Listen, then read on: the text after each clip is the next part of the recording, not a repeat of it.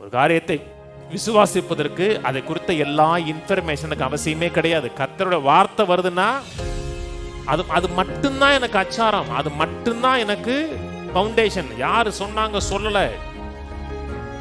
அது வந்து நான் இஷ்யூ.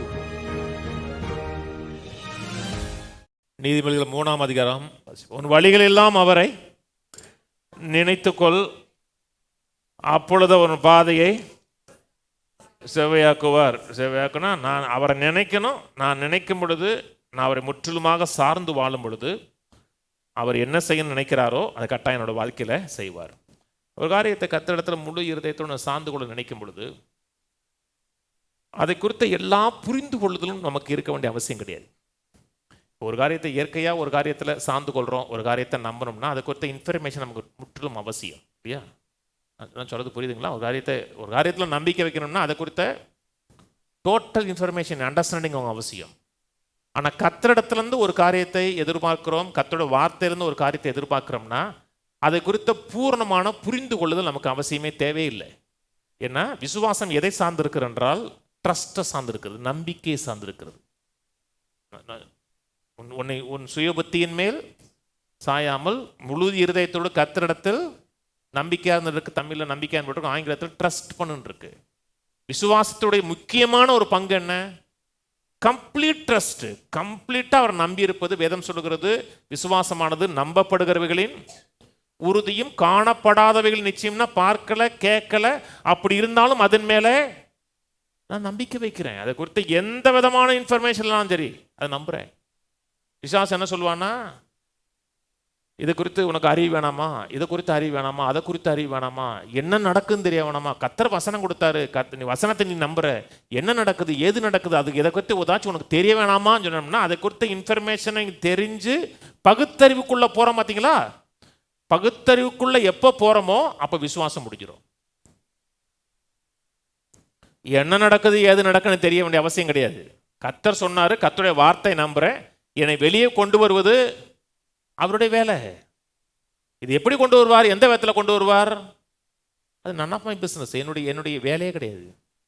சரீரத்தில் சுகம் வேணும், சரீரத்தில் ஆரோக்கியம் வேணும்னா நான் முழு இருதயத்தோடு கர்த்தர் மேல் நம்பிக்கை இருந்தேன்னா என்னை வெளியே கொண்டு வருவது அவருடைய பொறுப்பு.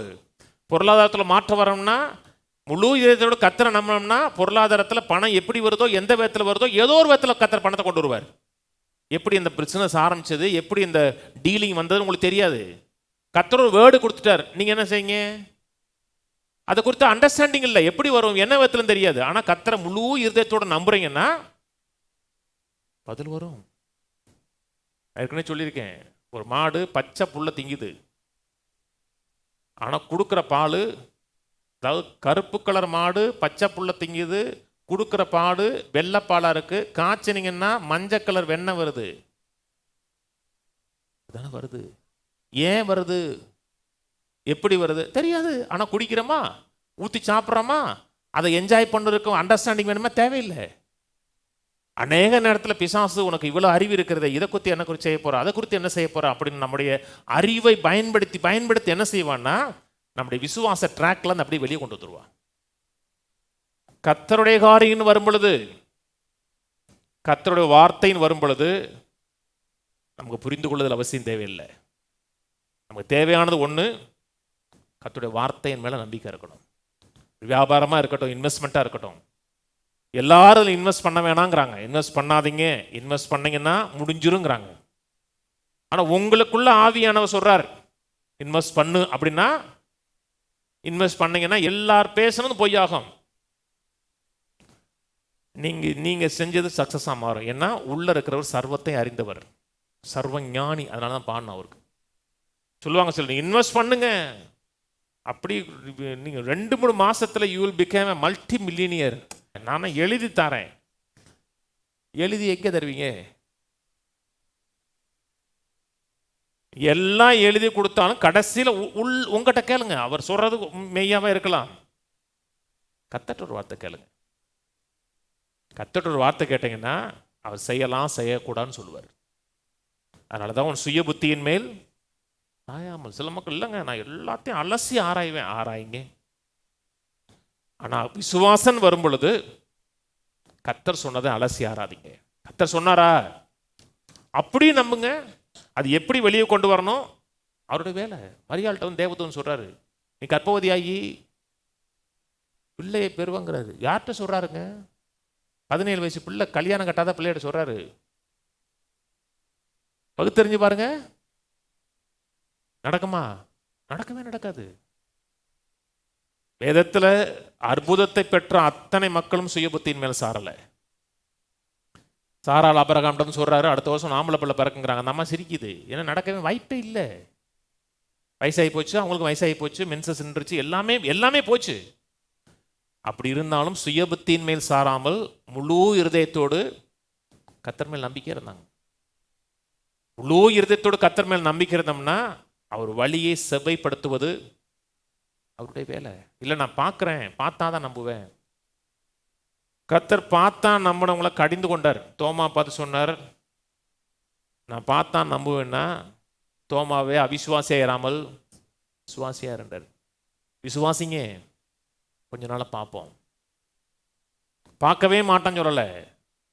எதை விசுவாசிக்கிறோமோ அது கொஞ்ச நாளில் கண்களில் பார்ப்போம். நீங்கள் எத்தனை காரியத்தை விசுவாசிக்கிறீங்களா? அதெல்லாம் நீ பார்த்தீங்களா? ரசிக்கப்பட்டீங்க இல்லைங்க? இயேசு சிலுவையில் நம்ம பாவங்கள்லாம் சுமந்தார், பார்த்தீங்களா?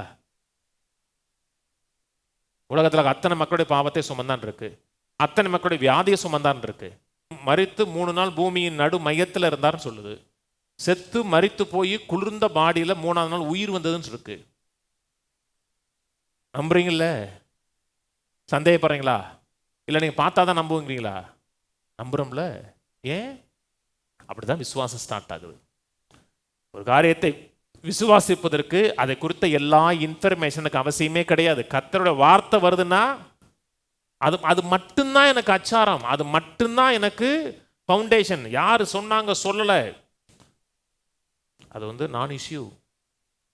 வசனம் மட்டும்தான் அதை தாங்க. கர்த்தர் என்ன சொன்னார் நான் விசுவாசிக்கிறேன். எதை நம்புறேன்? கிடைச்ச தகவல் இல்லை, கர்த்தர் சொன்ன வார்த்தை. அந்த வார்த்தை மட்டும்தான் எனக்கு தாங்கி நிற்கும்.